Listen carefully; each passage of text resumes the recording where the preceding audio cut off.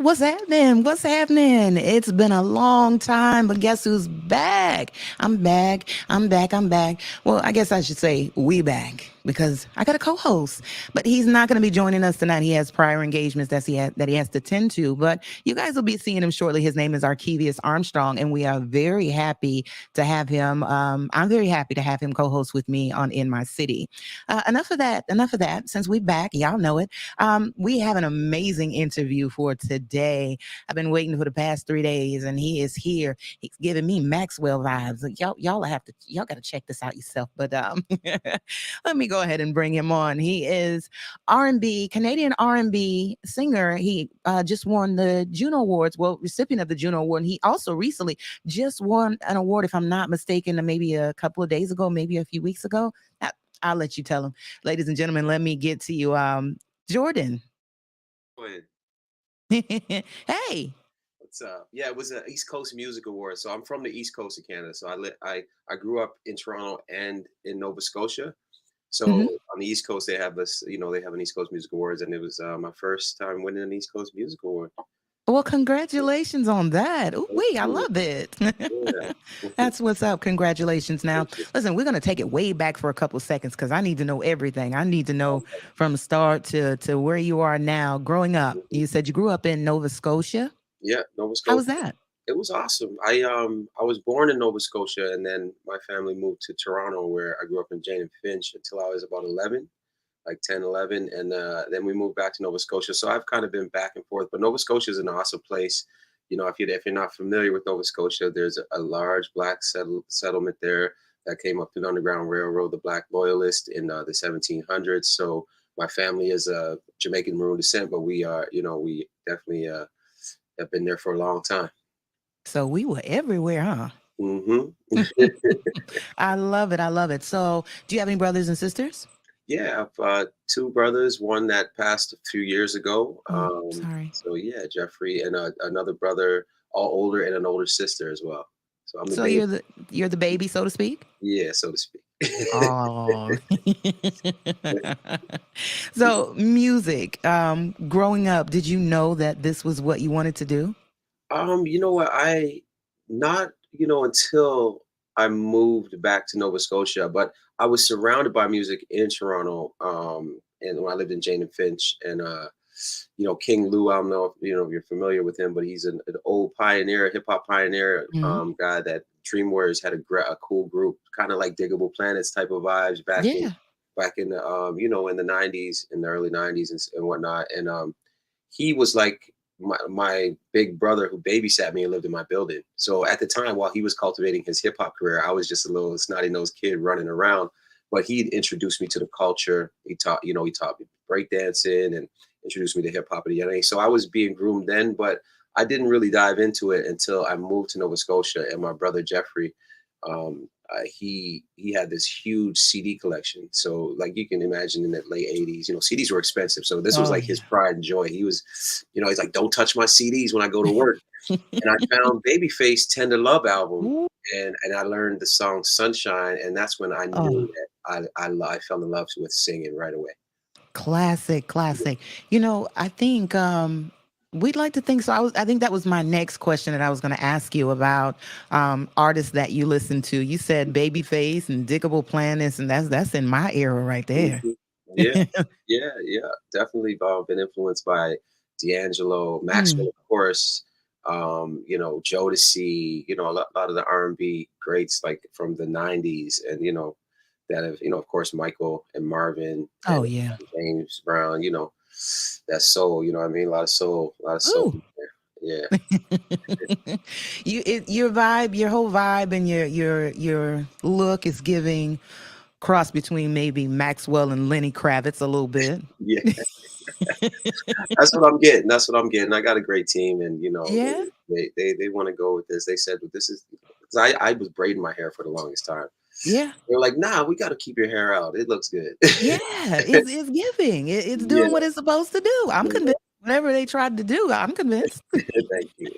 I love it. So we've got Marvin Gaye growing up listening to all the greats, Marvin Gaye, Babyface, Diggable Planets, and all of them. So your influence with music was definitely heavily rooted. So you would consider yourself, because I listened to a few of your things. I do my homework, and Mhm. your vibe is neo soul. Do you think maybe? Yeah, a little bit neo soul, and then I lend myself to doing some pop records. 10, 11 years ago, I had some big pop records on the radio here in Canada.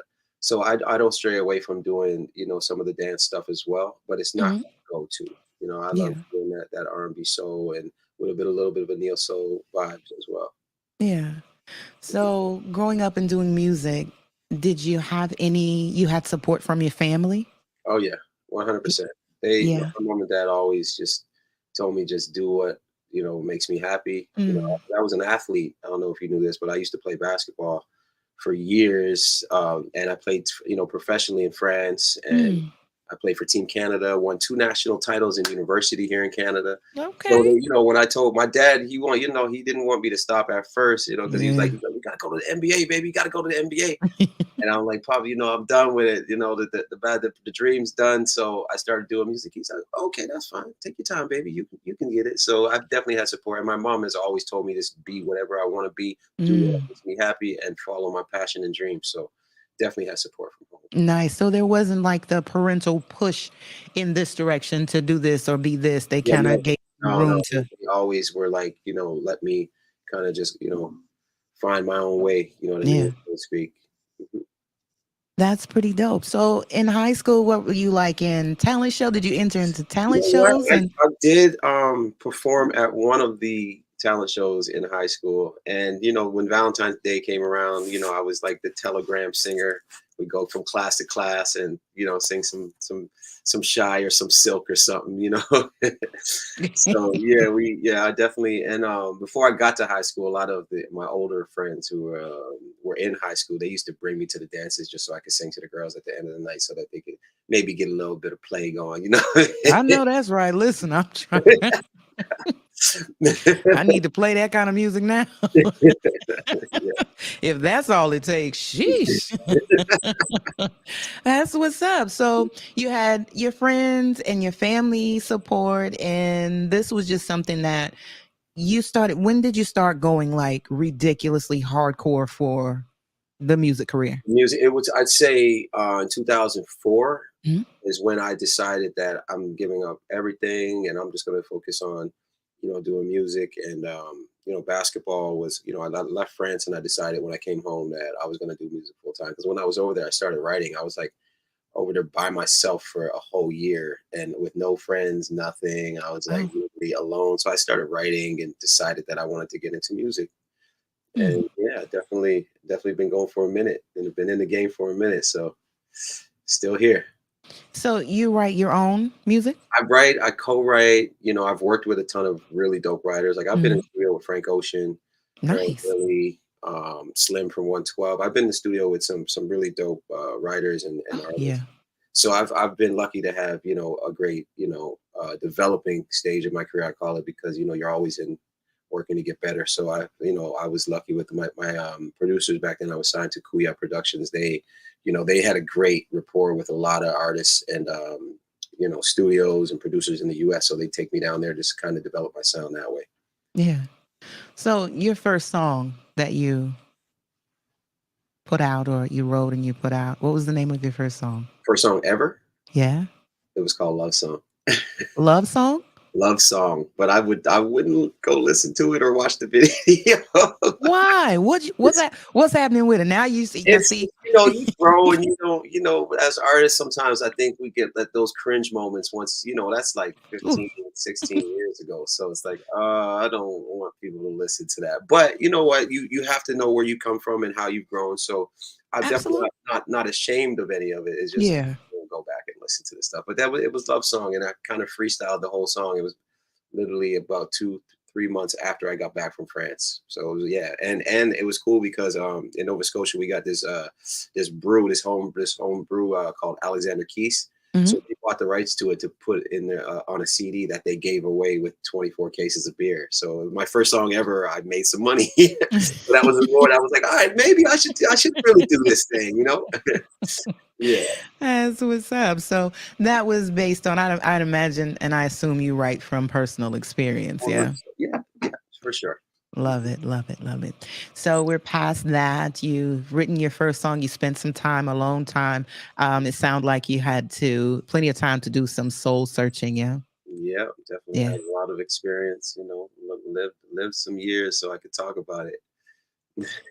Now, COVID, did it affect you where you are in Canada as much as it affect a lot of the artists that were here in the United States? You guys were affected the same way. Yeah, the exact same way. All Yeah. the lockdown was the same, and it was funny. I was in Nova Scotia at the time doing Mm, a mini tour out there, and the lockdown happened, and I had to cancel some shows. But then I mm, also couldn't leave the province. So my parents live in Nova Scotia, but I live in Toronto, yeah. and so I couldn't leave the province for 3 months. So what happened with me is like I literally the last day before the music store was giving out any rentals Hmm. during COVID. I lucked out and I got into the music store. So I had to teach myself how to record.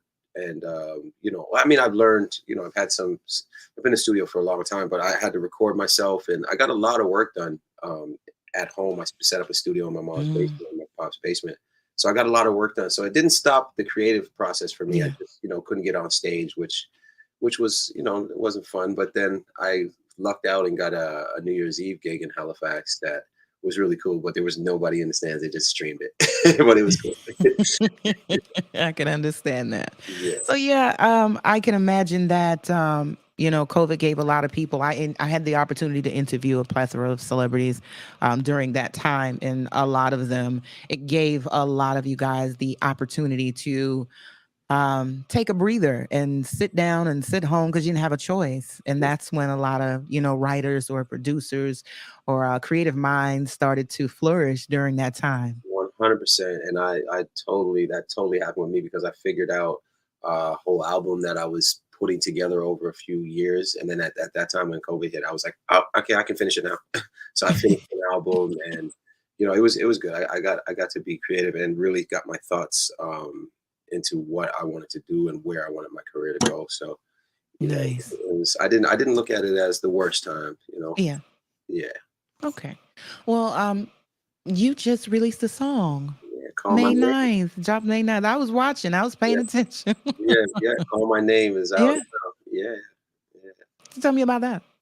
So that's about I'm in the studio right now where I wrote it at my boy's crib attic. But yeah, no, it came together. Eastbound is a friend, a dope producer, and Attic. I'm in his studio. They had some '80s vibes that they wanted to try out. Mm. So it's like, all right, let's try some '80s vibes. So we just started writing, the record, and it just came together kind of quite naturally. When me and Eric were doing the writing, we just kind of wanted to be basic and simple as possible, just so people could kind of just get the feel of, in the '80s, the content was just really, just simple lyrics, simple words, and so I mean, it feels like a little bit of a dance vibe to me, but it's definitely R&B with a you know little bit of soul in there. But it's funny because I had a record that was gold in Canada back in 2011 called "You Can Have It All," and this time I'm saying I gotta have it Yeah. all. I'm trying to You fit gotta. that narrative, because I've been giving it all away. Yeah. You got to get some in return sometime. You know what I'm saying? Yeah. Yeah. Well, I like it. Thank It's R&B. you. Hmm. Definitely soulful. You have an amazing voice. You're definitely unique. A lot of times I feel like music is much of the same sounding, especially when it comes to R&B. Hmm. You have a lot of people that say, well, R&B is not dead, R&B, but that depends on what era you came Yeah. from. When you talk about R&B, you got the ones you named with like Marvin Gaye, The Temptations, David Ruffin, Yeah. Teddy P, and Yeah. Luther Vandross. Luther, oh, that's my mom's favorite. Luther Vandross? Yeah, that's my mom's Honey, listen, Luther, everybody favorite. favorite. Yeah, that's right. Luther, Yeah, everybody, all mama's favorite. that's true. Yeah. Keith Sweat. Oh Oh, gosh. mhm. Smokey Robinson. But do you feel like R&B music is I don't want to say dead because of course you're here and you're still doing R&B music, but do you think it's a big difference between this R&B and the R&B that we grew up listening to? I think the lines got a little blurred Mm, over the years with, the way rappers kind of lend to the singing side of mm, things now. So I think it kind of blurred the lines a little, and then some of the R&B like kind of just got kind of mixed in with what we call rap. So that kind of created a not a subgenre of like rap R&B, but it was just like it felt like most of the singing stuff wasn't as, I guess, soulful to me.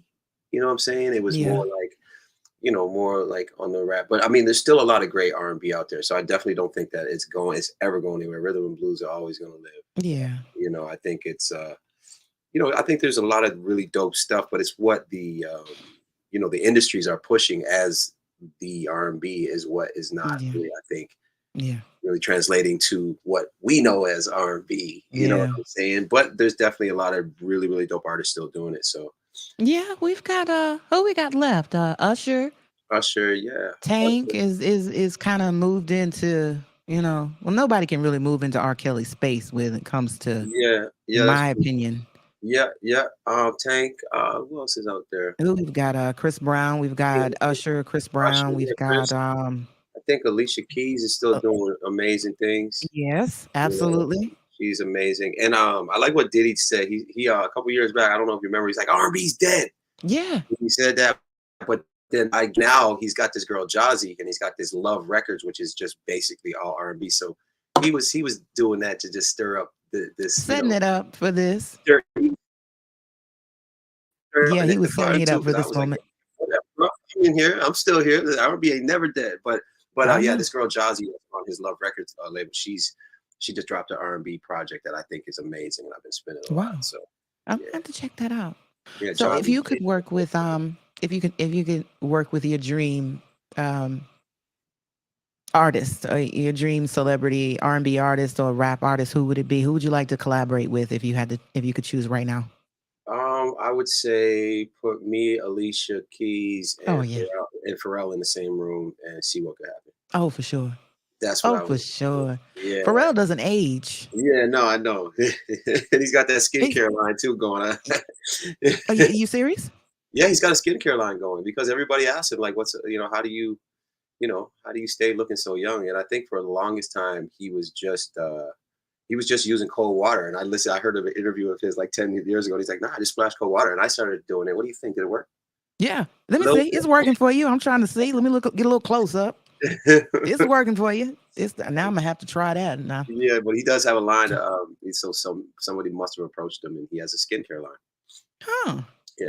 Yeah, because he doesn't age, but he is definitely a pioneer. I've one of the pioneers when it comes to creating great music. I was listening to Timbaland. Are you familiar? I know you're familiar with Oh, yeah. Timbaland. Oh, yeah. He's frequently on TikTok like every day Yeah, I with know. new music. Have you been able to catch him? Yeah, yeah. I just seen that AI thing he did with Biggie, and that was Yeah. yeah, yeah. That AI stuff's getting out of hand. I think. It's I How do don't you know. feel about that? I was I don't getting know if to I like that. What do you it. think about that? I don't know if I like it, to be honest. I mean, I think it's pretty cool. Like, I just feel like there should be some restrictions. That's all. Mm, There should be some restrictions. I don't think you should, because like they're gonna be having artists out there saying they normally wouldn't say, and I kind of some credibility, integrity. I think yeah, personally, I think it should just be, if you're gonna do it, I think it should really be monetized properly, and it should be only artists that are not living. Like that makes figure out some sense. stipulations. You know what I mean? Because I don't want to hear somebody do an AI version of a song that I would never write. You know Yeah. what I'm saying? Just In my in opinion. Timberland's case, I thought that was dope because you have a I lot of do great too. artists that have I passed. do Like if you ever too. wanted to work with Luther Vandross, now you can. Yeah. I thought see, that's what I'm saying. If it's Bob Marley, just the greats that have passed on. I mean, it's a way to kind of keep their legacy going, which is kind of refreshing to hear. Like, what would Tupac sound like if he said these words? Which Oh is cool. But I man, just think if you're alive, I don't think it's a good look. I wouldn't want people to be making money off of my AI version of a song. Like, that's not. absolutely. Yeah, I don't like that. They had the CEO of a music company that was I can't remember his name, but he brought up the same thing about AI in the music industry, that they wanted some guidelines of what they Mhm. could be able to do and what they shouldn't be able to do, because you've got artists out here still making music, and for y'all to be out here doing this is taking away a lot. Yeah, yeah. So, Well, well, if they give the I mean, it might work if they give the artists the revenue from it. yeah. No. Well, besides, I know you're promoting and working on "Call My Name." Mhm. Um, are you planning on? Do you have a? Does it have a music video? Yeah, we shot a video. We're gonna be dropping it on the 17th. I have a video release party here in Toronto on the 17th. So yeah. Awesome. Mhm. Nice. Okay. Well, besides that, are you working on any other projects right now? Just this album, I'm trying to finish it up. I'm like 80, 90% finished, and Mm. I just went to a really dope industry event last night. Cardinal Official, who's a really good homie of mine, he threw a big birthday party downtown Toronto, and him and Cypher Sounds from Hot 97, they both threw a big party last night. So I got to network with some of my peers, and we're gonna finish it up. I should have the album ready in a couple weeks, 2 3 weeks. I should be good to go. Nice. Yeah. Well, listen, I can't wait. I know "Call My." I can't even wait. If there are more songs, how many songs are on the album? So far, I got like 12. I was trying, you know what Mm. I was trying to do? I was trying to make it 11, but I just keep making records. The reason I was trying to make it 11 is because of the Tender Love album from Babyface, the one that I fell in love with, had 11 songs. Yeah. So I was like, maybe 11, Okay. but it's working out. It might be 14. Okay. All right. All right. All right. Well, Mhm. you're staying busy. You're any interest in TV movies? No, I did. Well, I had a song. Actually, I have some songs that are placed on some US TV shows. Like Hmm. I have one coming out on Power season 3, song that I wrote a few years back. I was on Greenleaf. I had a song in Greenleaf. I've been on The Shy a couple times with a couple songs, and That's my show. good friend of mine, yeah, good friend of mine, Jazz, who does a lot of TV syncs and stuff like that. So I wrote a ton of records with him over the years, and he's just been using my old records to sync. So yeah, I've been getting some of that, and then also a record that was in a documentary, an IMAX documentary called Wings Over Water. So a Mm. song with a song with Kaylee Barker that was in this, yeah, and it was narrated by Michael Keaton, so it was really cool. And they used it. Michael Keaton, really? Yeah, Nice. yeah, yeah, Nice. Well, yeah, it sounds like you have some amazing things going on. I kind of knew you did already. I just wanted you to be able to come on the platform and express that to so yeah, many people here who are yeah. unfamiliar with you, who are unfamiliar with your songs and your work. Mhm. Um, it's phenomenal, everything that you're doing. Do you have kids? I have a daughter, 8 years old. Yeah. Wow. What's that like for you? Oh, it's amazing. That's my joy right there. That's when people ask me what I do for fun. I'm like, hang out with my daughter. You know what I mean? Because the rest of I'm just busy doing music and Yeah. chasing this dream. But yeah, it's just amazing. She's really smart. She's so caring and loving, and she's a sweetest girl. And I'm just really blessed to have her. Oh, now Yeah, does she know what you do as far as yeah, like your career with the singing? she's real. She's almost ready to do it herself. Yeah.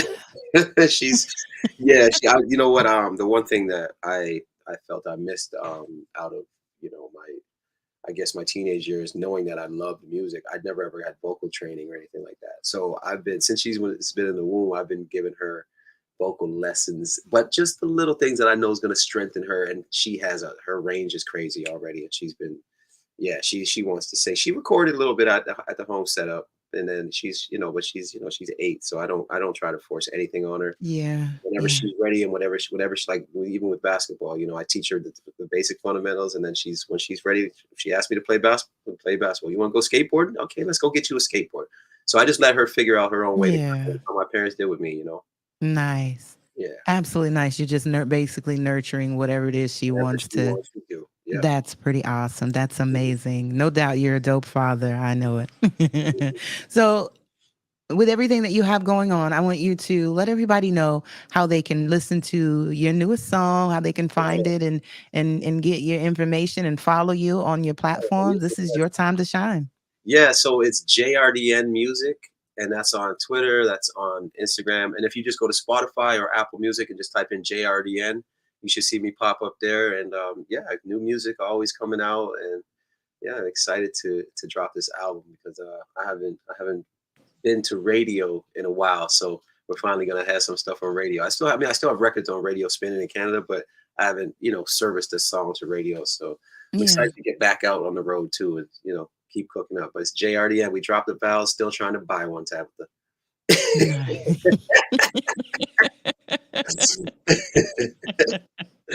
That's what's up. That's what's up. Listen, I'm not going to keep you long. I know you have a busy, busy schedule. I appreciate your time sitting here with us, but I do have one more question before I let you go, is what I ask all of my guests that sit here with me.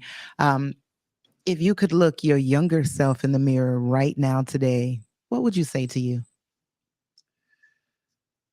Get in the studio. Mm. Get in the studio. I mean, I wouldn't change anything. I have no regrets of how, because I learned so much by playing the sport of basketball. But in the community that I grew up in, I had some friends that like, made fun of me when I'd sing, and so it just made me not want to pursue music. And I wish I didn't listen to them. I would tell myself, don't listen to them. Chase your dream. Get in the studio. Start recording. And my career might have been different. But or it might not have happened. You never know. But Yeah. I would tell my younger self, get in the studio. You can do it. Yeah.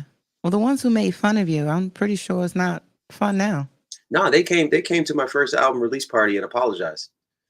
I was So gonna ask if you wanted me to come and beat them up, but I guess sorry I overstepped.